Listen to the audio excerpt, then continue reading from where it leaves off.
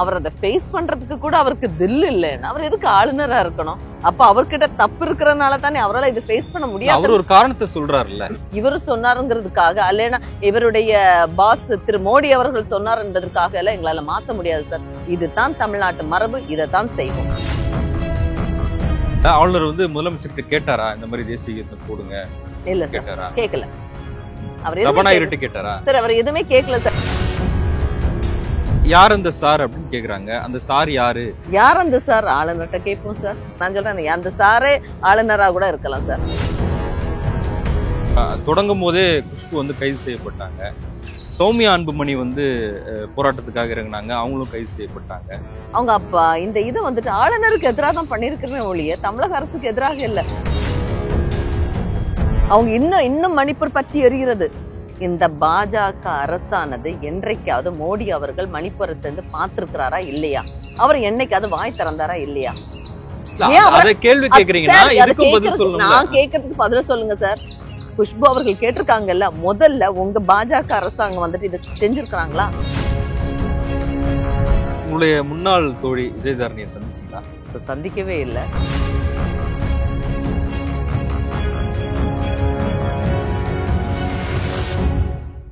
South பீட்டின் அன்பு உறவுகளுக்கு வணக்கம். நான் ஃபெலிக்ஸ் இன்பஒளி. இந்த நேர்காணலில் நாம் சந்திக்கிருப்பவர் காங்கிரஸ் கட்சியை சேர்ந்த சட்டமன்ற உறுப்பினர் தாரகை கத்பட் அவர்கள். வணக்கம். வணக்கங்க, நல்லா இருக்கீங்களா? நல்லா இருக்கு. 2025ஆம் ஆண்டின் முதல் சட்டமன்ற கூட்டம் இன்று நடந்தது. ஆளுநர் உரை நிகழ்த்த இருந்தாரு. சில காரணங்களை சொல்லி உடனே வெளியேறிட்டாரு. நீங்க இன்று சட்டமன்றத்தில் ஆளுநருக்கு எதிர்ப்பு தெரிவிச்சிருந்தீங்க. ஒரு கருப்பு பேட்ஜும் அணிஞ்சிட்டு போயிருந்தீங்க. என்ன நடந்துச்சு சட்டமன்றத்துல? முதல்ல ஒன்று சொல்ல விரும்புறேன். ஆளுநர் உரை நிகழ்த்த வந்தார் என்பதை எனக்கே ஒரு மிகப்பெரிய கேள்விக்குறியா இருக்கிறேன். ஏன்னா அவர் முதல்ல பாய்காட் பண்ணணுங்கிற எண்ணத்தோட தான் அவர் வந்திருக்காருங்கிறது அவருடைய செய்கையிலேருந்தே தெரியுது. நீங்க வந்துட்டு பாருங்க. ஏன்னா நாங்க வந்துட்டு ஒத்துக்கிறோம். நாங்க வந்துட்டு என்னன்னா, இது ஒரு ஜனநாயக நாடு. எங்களுடைய கருத்தை வந்துட்டு சொல்வதற்கு, ஆளுநரிடம் சொல்வதற்கு அதுதான் ஒரு இடம். அவர் வந்த இடத்துல அப்ப எங்களுடைய ஜனநாயக கடமை, அதாவது எங்களுடைய கருத்தை வந்துட்டு நாங்க எது பண்ணோம். அவர் அதை ஃபேஸ் பண்றதுக்கு கூட அவருக்கு தில் இல்லைன்னா அவர் எதுக்கு ஆளுநரா இருக்கணும்? அட்லீஸ்ட் நாங்க கேட்கிற கேள்விக்கு இல்லைன்னா நாங்க சொல்றதுக்கு வந்து அவர் பதில் சொல்லிக்கணும். அவர் வந்து இல்லைன்னா ஆளுநர் உரையை வாசிச்சிருக்கணும். நாங்க வெளிநடப்பு செய்யறோம், ஓகே. அவர் எதுக்கு அவர் கிளம்பி போனாரு? அப்ப அவர்கிட்ட தப்பு இருக்கிறனால தானே அவரால் இது ஃபேஸ் பண்ண முடியாது. அவர் ஒரு காரணத்தை சொல்றாருல்ல. என்ன காரணம்? பாரத அரசியலமைப்பு வந்து இவங்க வந்து அவமதிக்கிறாங்க, தேசிய கீதத்தை அவமதிக்கிறாங்க, அந்த காரணத்தினால நான் வெளியே போறேன்னு அவர் சொல்றாரு. சரிங்க, தமிழ்நாடு சட்டப்பேரவை என்பது மிக பழமையான ஒரு சட்டப்பேரவை. இங்க வந்துட்டு நிறைய குடியரசுத் தலைவர் வந்திருக்கிறாங்க, இதுக்கு முன்னாடி இந்த கவர்னர்ஸ் வந்திருக்கிறாங்க, எல்லாருமே வந்திருக்கிறாங்க. அவங்க யாருக்குமே இல்லாத பிரச்சனை இவருக்கு மட்டும் என்னன்னு நான் கேட்கிறேன். அவங்க யாருமே நம்ம வந்து கரெக்டா தமிழ்நாடுல என்ன பண்ணணுமோ அந்த மரபை தான் நம்ம அப்ப ஃபாலோ பண்ணி, நம்ம வந்துட்டு நம் உயிருங்கிறது நம்மளுடைய கோட்பாடு. அதனாலதான் நம்ம முதல்ல எந்த நிகழ்ச்சியா இருந்தாலும் தமிழ்தாய் வாழ்த்து பாடுறது நம்மளுடைய பண்பாடு. அதை தான் நம்ம பண்ணியிருக்கிறோம். சரியா? அதுக்கப்புறமா ஆளுநர் இவரை வந்துட்டு அப்படின்னா நம்ம அதை முடிச்சதுக்கு அந்த இதுக்கு நாங்க மரியாதை கொடுத்து அந்த பாட்டு பாடுற வரைக்கும் நாங்க இருந்தோம். அதுக்கப்புறமா தான் எங்களுடைய கருத்தை வந்து நாங்க பிரதிபலிச்சிருக்கிறோம். அதை விட்டுட்டு இவருக்கு வந்து அதை ஃபேஸ் பண்ணி பேசுறதுக்கு முடியலைன்னா இவர் தெளிவா தெரிகிறது அவர் புறக்கணிக்கிறதுக்காக தான் வந்திருக்கிறாருங்கிறது தெளிவா தெரிஞ்சிட்டு இல்ல. இன்னைக்கு வெட்டு தமிழக மக்கள் ஒரு காரணத்தை சொல்றாருன்றீங்களா? ஆமா, அது இது ஒரு நாங்க இது பண்ணுனதை, நாங்க ப்ரொடெஸ்ட் பண்ணுனதை அவர் ஒரு காரணமா எடுத்துக்கிறாரே ஒழிய அவர் வந்துட்டு மிக தெளிவாக இதை புறக்கணிக்கிற திட்டத்துடன் தான் வந்திருக்கிறார் என்பதை நான் ஆணித்தரமாக சொல்கிறேன். இப்ப ஆளுநருக்கு நீங்க எதிர்ப்பு தெரிவிக்கிறீங்க. இப்ப எதிர்கட்சிகள் வந்து மாநில அரசு கேள்வி கேட்கிறாங்க, மாநில காவல்துறைய கேள்வி கேட்கிறாங்க. முதலமைச்சர் கையில தான் காவல்துறை இருக்கு, இங்க சட்டம் ஒழுங்கு என்ன சூழல்ல இருக்கு அப்படின்னு முதலமைச்சரை கேள்வி கேட்கிறாங்க. ஆனா நீங்க ஆளுநரை வந்து எதிர்ப்பு தெரிவிக்கிறீங்க. கூட்டணியில இருக்கிறதுனால உங்களுக்கு நெருக்கடி இருக்கா? இல்ல சார், எங்களுக்கு கூட்டணியில இருக்கிறனால என்ன சார் நெருக்கடி? நாங்க வந்துட்டு இன்னைக்கு கூட்டணியில நாங்க இருக்கிறது என்பது உண்மை. ஆனால் எங்களுடைய கருத்தை சொல்வதற்கு எங்களுக்கு முழு உரிமையும் எங்களுக்கு இருக்கிறது. எங்கள் தலைவர், தமிழ்நாட்டினுடைய காங்கிரஸ் தலைவர் செல்லப்பிரந்தைக்கு எங்களுடைய காங்கிரஸ் கட்சியினுடைய கருத்தை மிக தெளிவாக அவர் சொல்லி இருக்கிறார். அதே மாதிரி எங்களுடைய கருத்தை சொல்வதற்கும் எங்களுக்கு மிக உரிமை இருக்கிறது. என்னைக்குமே எங்களுடைய கருத்துல வந்துட்டு கூட்டணி கட்சி தலையிட்டதே கிடையாது. அதை நான் மிக தெளிவாக நான் உங்கள்கிட்ட பதிவு பண்ண விரும்புறேன். ஒண்ணு. ரெண்டாவது, ஆளுநர் வந்து இன்னைக்கு வந்துட்டு உரை நிகழ்த்தணும்ட்டு அவர் வந்தார் இல்லையா, அவர் வந்துட்டு சொல்லக்கூடிய காரணம் வந்துட்டு, நான் இதுல கழிந்த 3 அவருடைய என்னைக்கு அவர் பதவியேற்று இங்க வந்தாரோ அன்னையில இருந்து அவர் ஆர்எஸ்எஸ்ஸை வளர்க்கணும், அவர் பிஜேபியினுடைய கைக்கூலியாகத்தான் இருக்கிறார் என்பதற்கு எந்த மாற்று கருத்தும் உங்களாலும் சொல்ல முடியாது. அவருடைய ஒவ்வொரு செய்கைகளையும் பாருங்க, ஏதாவது நம்ம கொடுக்கக்கூடிய கோப்புகளாகட்டும் ஃபைல்ஸை வந்துட்டு அவர் மூவ் பண்ண மாட்டாரு, கிடப்புல போட்டுருவாரு. நீட்டுக்கு எதிராக நம்ம வந்துட்டு அவர் என்ன பண்றாரு, ஒன்றிய அரசுக்கு அனுப்பி வச்சுட்டேன்னு சொன்னாரு. சார் ஒன்றிய வருஷம் இது வரைக்கும் அவர் சார் ஒரு ஆளுநரா இருந்தானா அவங்க வந்துட்டு அதை வாங்கி அப்ரூவல் வாங்கியிருக்கணுமா, அவர் எதுக்கு தானே சார் அவர் இது பண்றாரு. அவர் நம்ம வந்துட்டு என்ன பண்றோம், நம்ம நீட்டை எதிர்க்கிறோம், அவர் என்ன நீட்டு வேணுங்கிறாரு. அப்ப அவர் வந்துட்டு இங்கே ஆளுநரா செயல்படுறாரா இல்லைன்னா பாஜகவினுடைய கைக்கூலியா செயல்படுறாரா, நீங்களே சொல்லுங்க. இல்ல அதெல்லாம் தாண்டி ஆளுநர் உரைன்றது ஒரு ஒரு மரபு சார்ந்த விஷயம் இல்லையா, வரும்போது அவருக்கான மாண்பு மரியாதை எல்லாம் நம்ம கொடுக்கணும்ல. என்ன மாதிரி நாங்க அவர் வர டைம்ல தமிழ்நாட்டினுடைய மரபின்படி கவர்னருக்கு கொடுக்கக்கூடிய மரபின் மரியாதை நிமித்தமாக அனைவரும் நாங்கள் எழுந்து நின்று அவருக்கு வணக்கம் செலுத்தினோம்.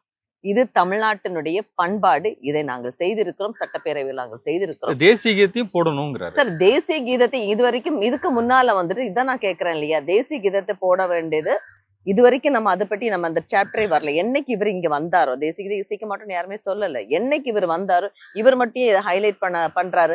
நமக்கு தமிழ்நாடு சட்டப்பேரவைக்கு என்று ஒரு விதி இருக்கிறது, ஒரு மரபு இருக்கிறது, அந்த மரபை தான் பின்பற்றவே ஒழிய இவர் சொன்னாருங்கிறதுக்காக அல்லனா இவருடைய பாஸ் திரு மோடி அவர்கள் சொன்னார் என்பதற்காக எல்லாம் எங்களால மாத்த முடியாது சார்.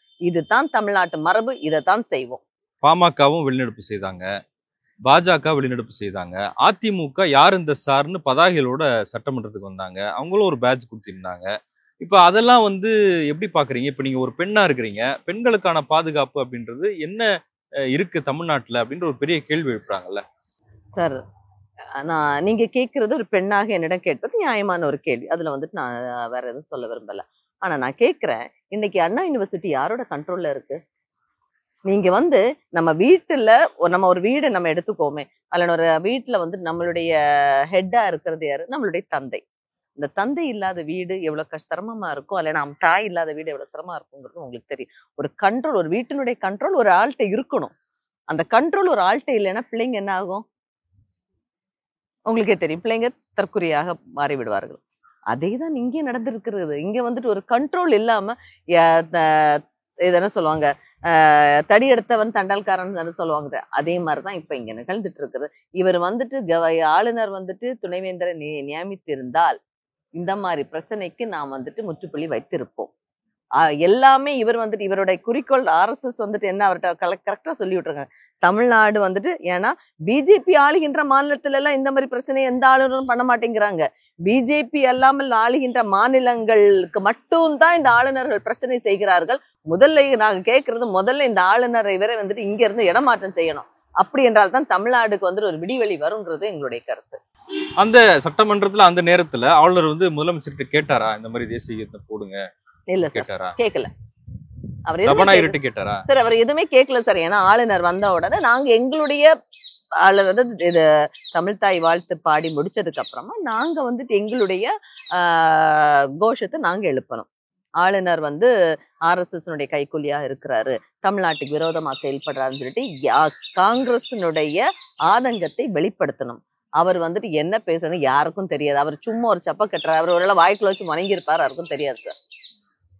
இப்ப பாஜக ஒரு மகளிர் பேரணி நடத்த இருந்தாங்க, ஆனா தொடங்கும் போதே குஷ்பு வந்து கைது செய்யப்பட்டாங்க.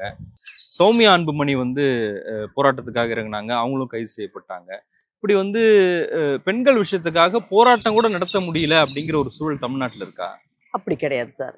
நானும் ஒரு பெண்மணியாக தான் பேசுறேன். நாங்களும் எவ்வளோ போராட்டங்கள் வந்துட்டு நாங்களும் பண்றோம், எல்லாமே நாங்களும் பண்ணிட்டு இருக்கிறோம். வந்துட்டு சில போராட்டங்கள் வந்துட்டு அனுமதி இல்லாமல் பண்ணும்போது சட்டம் ஒழுங்கு பிரச்சனைங்கிற இதுல வந்துட்டு நம்ம பார்க்க வேண்டியது. காவல்துறையை அனுமதி கொடுக்க மாட்டேங்கிறாங்க. நாங்க சொல்றோம், இப்ப நாங்க வந்துட்டு கூட்டணி கட்சியில தான் இருக்கிறோம். வந்துட்டு இப்ப நீங்களே பாருங்க, சமீப காலத்துல வந்துட்டு இங்கேயுமே ஏன்னா சட்டம் ஒழுங்கு வந்துட்டு சட்ட பிரச்சனை வரக்கூடாது, ஏன்னா இப்போ பேரணி போற டைம்ல யாராவது ஏதாவது பண்ணிடக்கூடாது, பெண்கள் போற அந்த ஒரு பயத்தினால ஒரு தற்காப்புனாலே அவங்களுக்கு வந்துட்டு பெர்மிஷன் காவல்துறை கொடுக்கல. மற்றபடி அவங்க எந்த போராட்டம் வந்துட்டு நீங்க ஒரு போராட்டம் பண்ணுங்க, கண்டிப்பா அவங்க வந்து பெர்மிஷன் கொடுத்துட்டு தான் இருக்கிறாங்க. ஒரு பேரணி வந்துட்டு வேண்டாம் அப்படிங்கிறது அரசாங்கம் நினைத்திருக்கலாம். மற்றபடி அந்த குஷ்பு தலைமையில பாஜக பேரை நடத்துனாங்கல்ல, அது நியாயமானதுன்னு ஏத்துக்கிறீங்களா? குஷ்பு தலைமையில சார் அதுவும் சில ஒரு பெண்ணாக அவங்க எடுத்துறதுல வந்துட்டு எனக்கு வந்துட்டு தப்புங்கம்மா எனக்கு தெரியல. ஆனா அவங்க பண்ணின ஒரு தப்பு என்னன்னா, அவங்க அப்ப இந்த இதை வந்துட்டு ஆளுநருக்கு எதிராக தான் பண்ணியிருக்கிறேன் ஒழிய தமிழக அரசுக்கு எதிராக இல்ல. தமிழக அரசு இன்றைக்கு நல்லாட்சி கொடுத்து கொண்டிருக்கிறது. சட்டம் ஒழுங்கு சரி செய்ய வேண்டியது அரசுடைய பொறுப்பு இல்ல. சார், காவல்துறை யார் கட்டுப்பாட்டுல இருக்கு? காவல்துறை தமிழக அரசின் கட்டுப்பாட்டுல இருக்கு, அதுல மாட்டு கருத்து இல்ல. ஆனால் ஏன் இத்தனை வருடங்களாக இத்தனை மாத கணக்காக ஏன் துணைவேந்தர்களை இந்த பல்கலைக்கழகங்களை எல்லாம் நியமிக்காமல் இருக்கிறார்கள்? அதுல அப்ப ஏதோ ஹிடன் அஜெண்டா இருக்குன்னு தானே அர்த்தம். அப்ப இதுக்கு வந்து முழுக்க முழுக்க காரணம் ஆளுநர் ரவி அவர்கள் தானே. நீங்க அங்க வந்துட்டு ஒரு அட்மினிஸ்ட்ரேஷன் கரெக்டா இருந்துச்சுன்னா ஏன் இப்படி ஒரு பிரச்சனை நடக்க போகுது சொல்லுங்க. அட்மினிஸ்ட்ரேஷன் கரெக்டா எல்லாத்தினால தான் இந்த ஒரு பிரச்சனை நடந்துட்டு இருக்கு. அதனால நம்ம இங்க தமிழக அரசு எதுக்கு எப்படி உள்ளால வருது? இல்ல, அந்த ஞானசேகர் என்பவர் திமுகவுக்கு நெருக்கமானவர் அப்படின்னு தானே வராங்க சார். இப்ப நம்ம 2 பேரும் இருக்கிறோம் சார். நம்ம 2 பேரும் இன்னைக்கு உட்காந்து பேசிட்டு இருக்கிறோம். நம்ம 2 பேரும் பேசிட்டு இருக்கிறோம்னா, நான் இன்னைக்கு நீங்க எனக்கு பேட்டி எடுத்துட்டு போனோம்னா நான் நம்ம ஒரு போட்டோ எடுப்போம். அதோட எனக்கும் உங்களுக்கான உறவு முடிந்து விட்ட உடனே நீங்க எனக்கு நெருக்கமானவராக இருக்கலாமா? ஒரு பப்ளிக் பர்சனா இருக்கிற டைம்ல நிறைய பேர் எனக்கு ஒரு பிரச்சனை போது நீங்க காப்பாற்ற முனைறீங்கன்னு வச்சுங்க. அதுதான் சார். இப்ப எனக்கு நான் ஒரு பப்ளிக் பர்சனா இருக்கிற டைம்ல நீங்க எங்க கூட வந்து போட்டோஸ் எடுப்பீங்க, நம்ம பேசுவோம், அதோட எங்களோட உறவு முடிஞ்சிடும். அதுல வந்து எங்கிட்ட கள்ளனும் வருவான், நல்லவனும் வருவான், சீத்தையா மோசமானவன் வரும், எல்லாரும் எல்லா தரப்பட்ட ஆட்களையும் நாங்கள் சந்திக்க நேரிடும். அந்த டைம்ல வந்துட்டு அவர் வந்துட்டு திமுக கூட நெருக்கமானவர்னு எப்படி நீங்க எந்த கணக்குல நீங்க சொல்லலாம்? அதெல்லாம் தப்பு இல்ல சார். இல்ல, அந்த எஃப்ஐஆர் காப்பி வந்து வெளியே வருது, அப்ப இதுல அரசியல் நடத்துறாங்க, வேற எந்த பெண்ணும் புகார் கொடுக்க முடியாத சூழல்ல தமிழ்நாடு அரசு உருவாக்குறாங்க. அப்படி இல்லை சார். இன்னைக்கு வந்துட்டு ஒவ்வொரு போலீஸ் ஸ்டேஷன் இல்ல ஒவ்வொரு இடத்தையும் எடுத்து பாருங்களேன் சார். அதாவது பெண்கள் தாமாகவே முன் வந்து நிறைய கம்ப்ளைண்ட் ஃபைல் பண்றாங்க. அதற்கான தீர்வையும் போலீஸ் கொடுத்துட்டு இருக்கு, கோர்ட் எல்லாமே கொடுத்துட்டு இருக்கு. அந்த டைம்ல இந்த ஒரு விஷயத்த அரசியல் ஆக்கணும் என்பது ஏன்னா முழுக்க தப்பு வந்துட்டு ஆளுநர்கிட்ட இருக்கும்போ இது திசை திருப்பதற்காக பாஜக எடுத்தக்கூடிய அரசியல் நாடகம் என்று நான் சொல்வேன். இல்ல, அப்ப அந்த யார் அந்த சார் அப்படின்னு கேக்குறாங்க. அந்த சார் யாரு அதை சொல்ல மாட்டேங்கிறாங்க, மறைக்க பாக்குறாங்க. யார் அந்த சார்? ஆளுநர்கிட்ட கேட்போம் சார். ஏன்னா இன்னைக்கு வந்துட்டு என்ன தெளிவா சொல்றாங்க, அந்த மொபைல் வந்துட்டு யார் சர்வர் யார் கண்ட்ரோல்ல இருக்கு? பாஜகவினுடைய மத்திய அரசாங்கத்தை ஆளுகின்ற பாஜகவின் கண்ட்ரோல்ல இருக்கு. ஓபன் பண்ணி அது விட வேண்டியதானே? யார் அந்த சார்ன்னு தீர்வு மத்திய அரசுகிட்ட கேட்க வேண்டியதானே? அவங்க கண்ட்ரோல்ல தானே சர்வர் இருக்கு சார். போனோட சர்வர் யார்? எல்லாத்துக்கும் ஆளுநர் காரணம், எல்லாத்துக்கும் பாஜக காரணம், எல்லாத்துக்கும் ஒன்றிய அரசு தான் காரணம், அப்படி எடுத்துக்க முடியுமா? ஆமா சார். இந்த பிரச்சனைக்கு முழுக்க ஒன்றிய அரசு மட்டும்தான் சார் காரணம். அதாவது ஆளுநர் தான் காரணம். அதுக்கு ஒன்றிய அரசு பின்பலமாக இருக்கிறது. இப்ப சட்டமன்றத்திலேயே பாமக குற்றம் சாட்டினாங்க, பாஜகவும் குற்றம் சாட்டினாங்க, அதிமுக முழக்கங்கள் எழுப்புறாங்க. இப்ப அதெல்லாம் தேவையில்லைன்னு நினைக்கிறீங்களா? சார் நான் ஒண்ணு கேக்குறேன். அதிமுக என்னன்னு குற்றம் எழுப்புனாங்க? யார் அந்த சார்னு கேட்டாங்க. யார் அந்த சாருக்கு தீர்வு தான் நான் என்ன சொன்னேன் இருந்துட்டு, அந்த சர்வர் கண்ட்ரோல் இருக்கிறது ஒன்றிய அரசாங்கத்திடம். அந்த போனோட கண்ட்ரோல் வந்துட்டு அந்த சர்வர் வந்து சென்ட்ரலைஸ்டா தானே இருக்கு. அப்ப வந்து யார் அந்த சாருங்கிறது நீட்டா கண்டுபிடிக்கலாமா? இல்ல, விசாரணை மாநில அரசு தான் நடத்துறாங்க. விசாரணை அந்த சர்வர் யார்கிட்ட சார் இருக்கு? விசாரணை வந்துட்டு மாநில அரசு நடத்தக்கூடிய விசாரணைக்கு மத்திய அரசாங்கம் ஒத்துழைக்கவில்லை என்பது நான் பகிரங்கமாக குற்றம் சாட்டுகிறேன் சார். ஏன்னா அந்த சர்வருக்கு வந்துட்டு இன்னும் கொடுக்க மாட்டேங்கிறாங்க. நீங்க அதை கொடுங்க, யார் அந்த சாருங்கிறதுக்கு தீர்மானம் இது வெட்ட வெளிச்சமா இருக்கு. நான் சொல்றேன், அந்த சாரே ஆளுநரா கூட இருக்கலாம் சார். வேற என்ன சார் சொல்லுங்க? யார்? அதனால தானே சார் அதனால இவங்க யாரு ஏடிஎம்கே வந்துட்டு குற்றம் கேட்கறது யார் அந்த சார்? அது எங்களுக்கு டிஎம்கேக்கு எதிராக கொடுக்கல. அவங்க யார் அந்த சார்ன்னு மத்திய அரசாங்கத்துக்கு எதிராக தான் அவங்களும் பேசுறாங்க. பாட்டாளி மக்கள் கட்சி என்ன சொல்றாங்க? யாரும் கேக்குறாங்க. அதுதான் யார் எல்லாருமே எங்கேயுமே திமுகவை யாருமே எதுவுமே சொல்லலையே.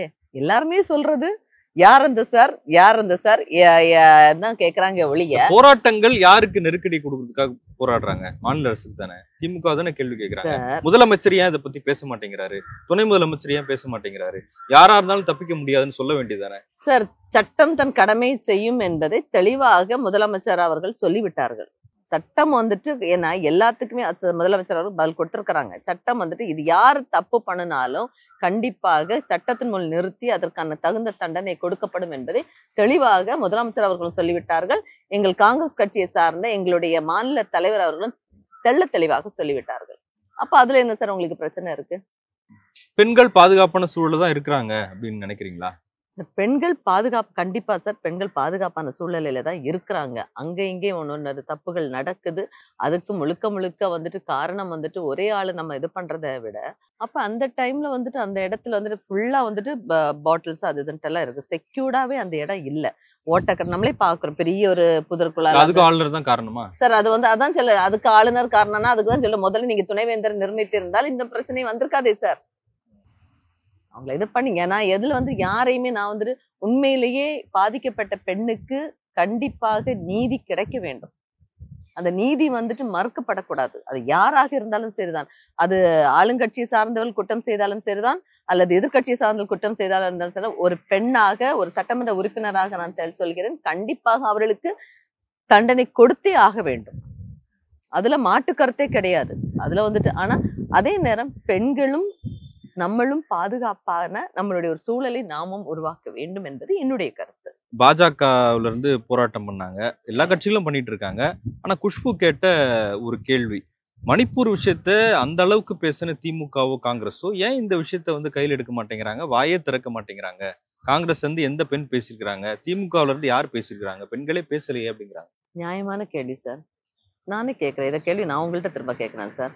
மணிப்பூர்ல வந்துட்டு 250 பேரும் வந்துட்டு மேற்பட்ட பெண்களை ஆட்களை வந்து கொண்டிருக்காங்க. பெண்கள் வந்துட்டு பாலியல் வன்கொடுமைக்கு ஆளாக்கப்பட்டிருக்கிறார்கள். என்னெல்லாம் நடந்துட்டு இருக்குன்னு தெரியாது.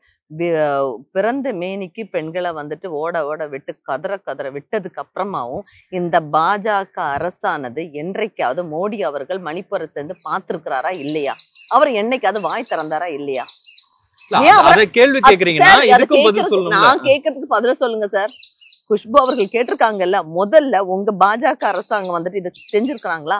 நாங்க ஆன கேள்வி கேட்டிருக்கோம். நீங்க இப்ப என்கிட்ட வந்து காங்கிரஸ் கட்சி சார்ந்த என்கிட்ட கேள்வி கேட்டிருக்க, நான் உங்களுக்கு பதில கொடுத்தாச்சு. நீங்க திருமதி கனிமொழி அவர்களிடம் கேள்வி கேட்டப்ப அவர்களும் அதுக்கான பதில கொடுத்துட்டார்கள். பெண்கள் நாங்கள் இப்ப கூட பதில சொல்லிட்டோமே. அப்ப எப்படி குஷ்பு அவர்கள் இப்படி ஒரு தப்பான ஒரு வதந்தியை பரப்பலாம்? அவங்க இன்னும் மணிப்பூர் பத்தி எரிகிறது. இதுவரைக்கும் வந்துட்டு அமித்ஷா அவர்கள் சென்றார்களா, இல்லைன்னா மோடி அவர்கள் சென்றார்களா? நாட்டை ஆளக்கூடிய ஒரு பிரதம மந்திரி போகவில்லை என்றால் அவர் ஒரு பிரதம மந்திரியாக இருக்கிறதுக்கு லாயக்கட்டவராக தானே இருக்கிறார். சொல்லுங்க, இதுக்கு என்ன பதில் நீங்க கொடுக்க போறீங்க? அங்க பெண்களுக்கு பாதுகாப்பு நீங்க கொடுக்குறீங்களா? அதே நேரம் பாஜக அல்லாத ஆளுகின்ற தமிழ்நாட்டில் பெண்களுக்கு பாதுகாப்பு இருக்கு என்பதற்கு நிறைய உதாரணங்கள் சொல்லலாம். ஒரு சட்டமன்ற உறுப்பினரா ஜெயிச்சிங்க, ஒரு குறைந்த காலகட்டம் தான் இருந்ததுன்னு போன பேட்டிலேயே நீங்க பகிர்ந்துக்கிட்டீங்க. உங்களுடைய செயல்பாடுகள் எப்படி இருக்கு உங்க தொகுதியில? காலையில 6 மணில இருந்து என்னுடைய தொகுதி மக்களை வந்துட்டு நான் சந்திக்க ஆரம்பிப்பேன். என் வீட்டு வந்து பார்த்தேன்னா ஃப்ரம் மார்னிங் 6 o'clock இட்ஸெல்ஃப் ஆட்கள் வந்து நைட்டு நான் ஒரு 8 மணி 8:30 வெளியில கிளம்புவேன். அது வரைக்கும் இருப்பாங்க. திரும்ப நைட்டு நான் வீட்டில் வர டைம்ல ஆட்கள் இருப்பாங்க. ஏன்னா மக்களுடன் மக்களாக நான் நெருங்கி பழக ஆரம்பிச்சிட்டேன். இன்னொன்று, எப்பவும் மக்கள் என்னை பார்க்கலாம் அப்படிங்கிறதும் நான் உண்டு. நோ ரெஸ்ட்ரிக்ஷன், எல்லாரோட ஃபோன் கால்ஸ் அட்டன் பண்ணுவேன். இந்த மாதிரிப்பட்ட செய்களை செய்கிறேன். இதுல எனக்கு ஒரு பெரிய கிஃப்ட் என்னதாக அமைந்தது என்றால் என்னுடைய செயல்பாடுகள். ஏன்னா கழிந்த 4 வருடங்களாக ஒரு இந்திக்காலை ரோடு அப்படிங்கிற ஒரு ரோடு போடப்படாமல் ஒரு ஒப்பந்தக்காரர் ஸ்டே வாங்கி நான் மக்களுக்கு வந்துட்டு ஒரு வாக்குறுதி கொடுத்தேன், நான் அதை நான் உங்களுக்கு பண்ணித்தரேன்னு சொல்லிட்டு அந்த கேஸை வந்துட்டு வாபஸ் வாங்க வச்சு அந்த ரோடை நான் இப்போ வந்து பண்ணி கொடுத்தேன். அது ஃபுல்லா பிஜேபியினுடைய கோட்டை. அதனாலதான் இந்த இடத்த நான் வந்துட்டு ஸ்பெசிஃபிக்கா நான் சொல்றேன், இந்த இந்திக்கால ரோடுங்கிறது. அந்த ஆட்கள் வந்துட்டு என்னன்னு சொன்னா, மேடம் இனிமே உங்களை தவிர நாங்க வேற யாருக்குமே ஓட்டு போடவும் மாட்டோம், இருக்க மாட்டோம். நீங்க தான் என் கூட வந்தாங்க அந்த ஊர் மக்கள். அந்த அது அதே மாதிரி சிதறால் அப்படிங்கிற இடத்துல வந்துட்டு அந்த வேலிக்கல் அது குடிசை தொழிலாக பண்ணி கொண்டிருக்கிறாங்க.